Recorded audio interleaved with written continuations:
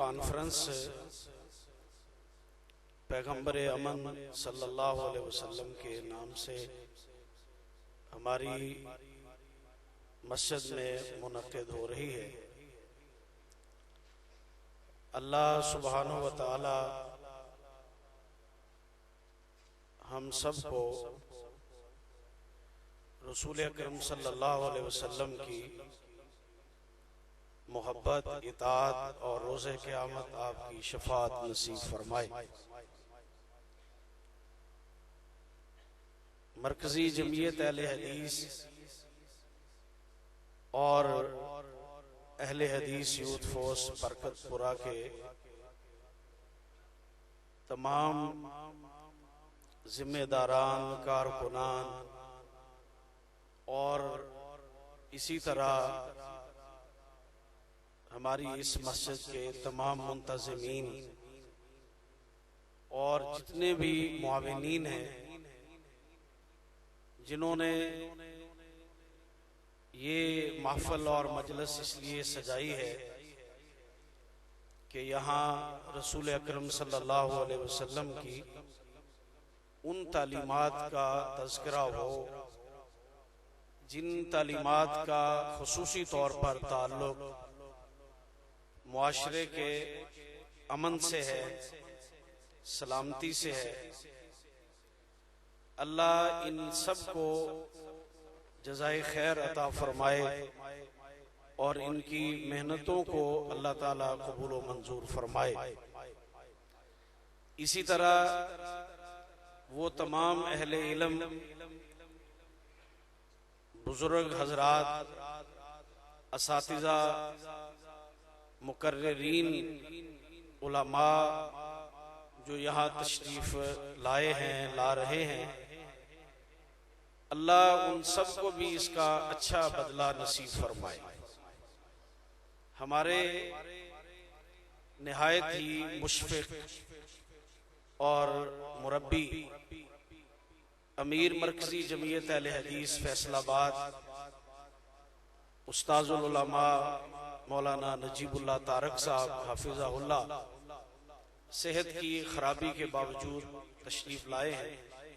अल्लाह ताला इनको सेहत कामला अजला अता फरमाए और अल्लाह इनका साया देर तक हमारे ऊपर रखे और इनको अल्लाह ताला कायम दायम रखे। मुझे वैसे तो ये मेरी अपनी कॉन्फ्रेंस है और मैंने खुतबे में भी आप हजरात को इसकी दावत दी है, लेकिन खिताब की दावत मुझे अभी अभी मिली है। तो मैंने पूछा कि शायद वो एहतरामन खिताब की दावत दे रहे हैं या कुछ वैसे कलिमात कहने। तो डरते डरते शाकिर साहब ने मुझे कहा नहीं ये सदारती है, हालांकि सदारत वो सदर साहब की है। तो इसका मतलब ये हुआ कि ना खिताब ना सदारत। तो ये मेरी और आपकी एक निस्बत है इस मस्जिद की और इस कॉन्फ्रेंस की। तो अल्लाह ताला से हमें ये दुआ करनी चाहिए कि अल्लाह ताला हमें हर नेकी में खुलूस नसीब फरमाए। दूसरी बात यह है कि आप मुख्तलिफ खिताबात सुनेंगे। मेरी गुजारिश ये है कि जितने बयानात आप सुने उन बयानात को इस नीयत से सुने कि उसमें जो भी हुजूर अकरम सल्लल्लाहु अलैहि वसल्लम की सीरत बयान होगी हम उस पर अमल करेंगे। अगर आप अमल की नीयत से दीन सीखने के लिए यहाँ बैठेंगे, इसका अजर मिलेगा, सवाब मिलेगा और वो फरिश्ते जो यहाँ आए हैं उनकी आपको दुआएं मिलेंगी। यहाँ से आप जाएंगे तो ढेरों नेकियां यहाँ से हासिल करके जाएंगे। तो मुझे उम्मीद है जो इस नीयत से नहीं भी आया वो भी अब नीयत को दुरुस्त करे कि हम यहाँ दीन सीखने आए हैं और हम अमल करेंगे। अल्लाह ताला मुझे और आपको अमल की तौफीक तो बह जाओ फिर, बस डर गए। अच्छा, दूसरी बात यह है, मैं आजमाइश में नहीं डालता आपको, सिर्फ दूसरी बात यह है कि अमन में सबसे बड़ी रुकावट और अमन की तबाही जो होती है, इसके मुख्तलिफ असबाब हैं। उसमें सबसे बड़ा या एक अहम सबब हम कह सकते हैं वो होती है किसी भी शख्स की अना। जब कोई भी शख्स मुआशरे में मैं पर अड़ जाए तो फिर आप किसी चीज को दुरुस्त नहीं कर सकते।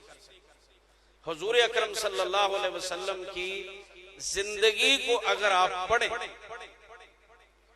तो आप सल्लल्लाहु अलैहि वसल्लम वाकईतन ऐसे पैगंबरे अमन है कि आप सल्लल्लाहु अलैहि वसल्लम ने कभी भी अना को अमन के लिए आड़े नहीं आने दिया। इसकी सबसे बड़ी मिसाल वो हुजूर की जिंदगी में सुलह हुदैबिया है।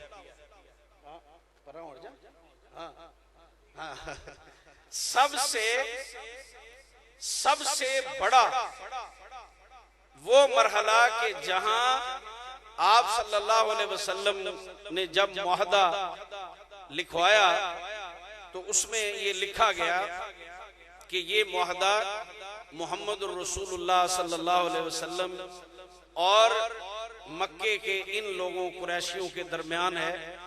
तो एक काफिर ने इतराज किया कि हम आपको रसूलुल्लाह नहीं मानते।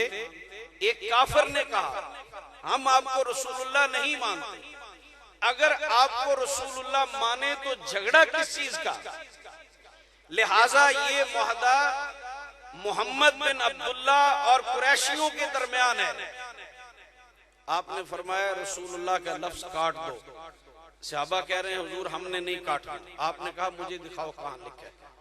आपको बताया गया कि ये लिखा है, आपने अपने हाथ से काट दिया। इससे बड़ी इसार की, अमन के लिए अपनी राय की, अपने मनसब की, अपनी इज्जत की, इससे बड़ी कुर्बानी क्या हो सकती है? आप सल्लल्लाहु अलैहि वसल्लम ने अमन की खातर ये भी काम किया है। आप सल्लल्लाहु अलैहि वसल्लम की तमाम सीरत हमें दर्स देती है कि लड़ाई से, झगड़े से, फसाद से, फड्डे से बचो।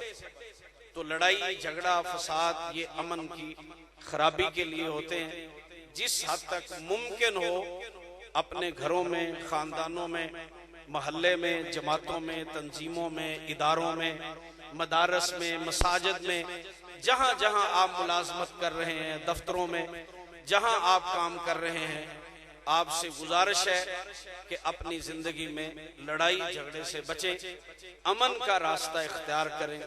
इसी में खैर है, इसी में भलाई है। यही मकसद है कॉन्फ्रेंस का कि आप लोगों की तरबियत की जाए और अपने आप को भी हम मुखातब करें। अल्लाह ताला से दुआ है अल्लाह इस कॉन्फ्रेंस को कामयाब बनाए और इसके जो मकासद हैं अल्लाह हमें वो मकासद हासिल करने की तौफीक दे और उन मकासद को अल्लाह पूरा करे।